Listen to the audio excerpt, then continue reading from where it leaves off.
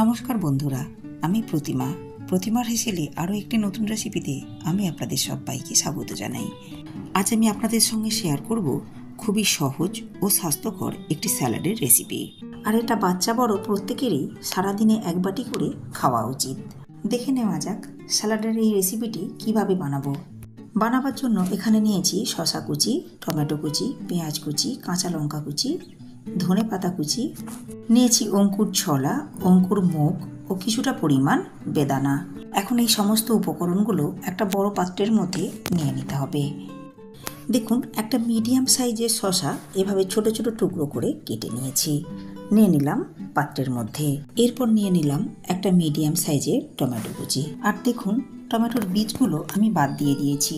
নিয়ে নিলাম একটা মিডিয়াম সাইজের পেঁয়াজ কুচি, দুটো কাঁচা লঙ্কা কুচি। এরপর দিয়ে দিলাম হাফ কাপ অঙ্কুর মুগ কলাই, হাফ কাপ অঙ্কুর ছোলা, দিয়ে দিলাম এক মুঠো পরিমাণ বেদানা, দিয়ে দিলাম এক মুঠো পরিমাণ ধনে পাতা কুচি, এক চা চামচ পরিমাণ ভাজা জিরের গুঁড়ো, এক চা চামচ বিট লবণ, এক চা চামচ পরিমাণ রান্নার লবণ, এক চা চামচ পরিমাণ গোলমরিচের গুঁড়ো। এরপর দিয়ে দিলাম একটা গোটা পাতিলেবুর রস। এখন সমস্ত উপকরণগুলো চামচের সাহায্যে খুব ভালো করে মিশিয়ে নিতে হবে। আর এভাবেই নাড়াচাড়া করে মিশিয়ে নিলেই তৈরি হয়ে যাবে হেলদি এবং টেস্টি স্যালাডের রেসিপিটি।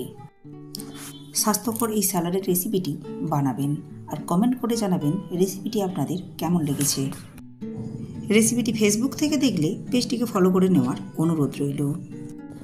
ইউটিউব থেকে দেখলে চ্যানেলটাকে সাবস্ক্রাইব করে পাশে থাকা বেল আইকনটি প্রেস করে নেওয়ার অনুরোধ রইল।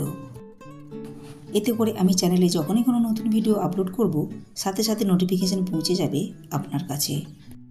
ভালো থাকবেন, সুস্থ থাকবেন। ধন্যবাদ।